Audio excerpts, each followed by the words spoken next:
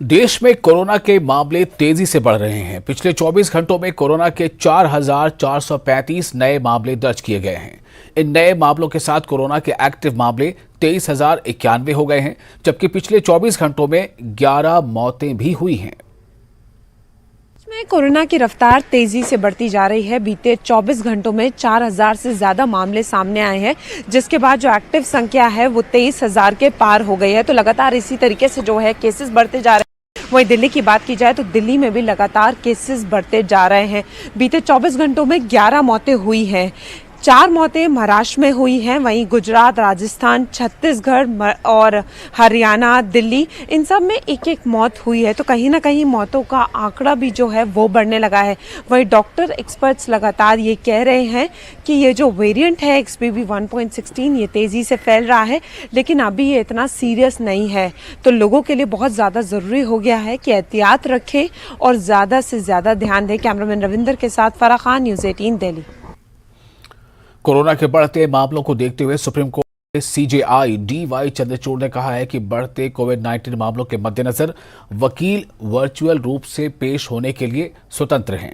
CJI Chandrachud ने कहा कि वकील हाइब्रिड मोड का उपयोग कर सकते हैं। अगर आप ऑनलाइन उपस्थित होना चुनते हैं तो हम आपको सुनेंगे।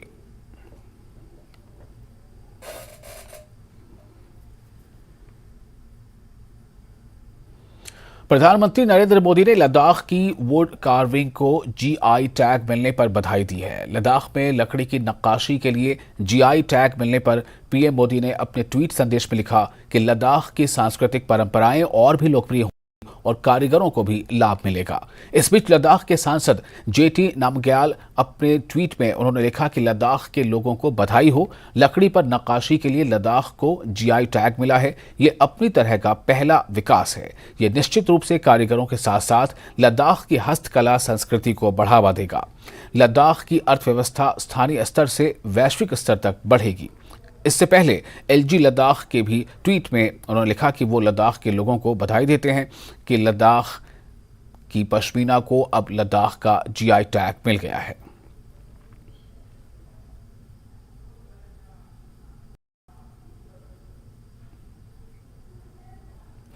G20 इंडिया समिट के तहत 26 से 28 अप्रैल तक लद्दाख में Y20 प्री समिट की मेजबानी की तैयारी की जा रही है। सचिव युवा सेवाएं मीता राजीयोलोचन ने लेह पहुंचकर इस संबंध में विभिन्न व्यवस्थाओं का निरीक्षण किया। संबंधित विभागों से चर्चा की गई। इवेंट मैनेजमेंट कंपनी पर भी चर्चा की गई। इस मामले में G20 सचिवालय के प्रतिनिधियों से भी संपर्क किया गया। शिखर सम्मेलन में लगभग 100 विदेशी प्रतिनिधियों के शामिल होने की उम्मीद है। उन्होंने व्यवस्थाओं पर संतोष व्यक्त किया और उम्मीद जताई कि शिखर सम्मेलन बहुत अच्छा होगा और सभी अंतर्राष्ट्रीय प्रतिनिधियों के पास बहुत रचनात्मक अनुभव होगा। 28 अप्रैल को यूथ 20 एंगेजमेंट ग्रुप की प्री समिट में लगभग 100 फॉरेन डेलीगेट्स एक्सपेक्टेड हैं, जिन्हें हम यहाँ पर होस्ट करेंगे। यूथ 20 एंगेजमेंट ग्रुप के 5 अलग अलग थीम्स हैं। उन थीम्स के ऊपर चर्चा होगी। एक थीम है future of work, industry 4.0 and innovation. दूसरा थीम है climate change and disaster risk reduction.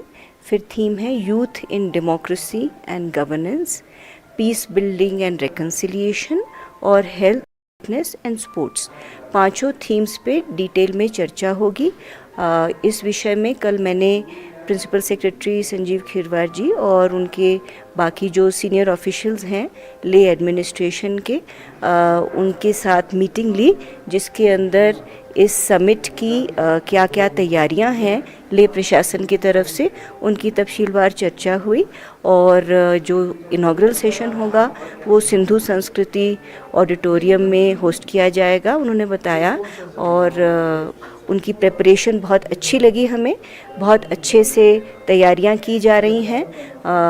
यहाँ पर जो भी अकोमोडेशन है, फिर कल्चरल प्रोग्राम का भी तैयारी किया जा रहा है। बेसिकली लेह की इतनी सुंदर जगह है, यहाँ की इतनी उपलब्धियाँ हैं और यहाँ का जो आर्ट एंड क्राफ्ट है, यहाँ का जो भी डिस्प्ले करने वाली बातें हैं वो सब शोकेस की जाएंगी, जिससे जो भी लोग यहाँ पर अंतर्राष्ट्रीय समिट के लोग आए, वो सब बहुत खूबसूरत मेमोरीज अपने साथ के बारे में लेके जाएं। I am very happy with the way that the preparation is being done, and we hope to put up a very good summit and a very constructive experience for all the international delegates. Ladakh के लिए specially Leh के लिए ma'am जो आने वाले दिनों में Y20 होने जा रहा है, कितना महत्वपूर्ण है? ये बहुत महत्वपूर्ण है क्योंकि इसके बाद जो हमारी मेन समिट होगी वाराणसी में, उसके और इसके बीच में और कोई दूसरा इस तरह का एंगेजमेंट नहीं है।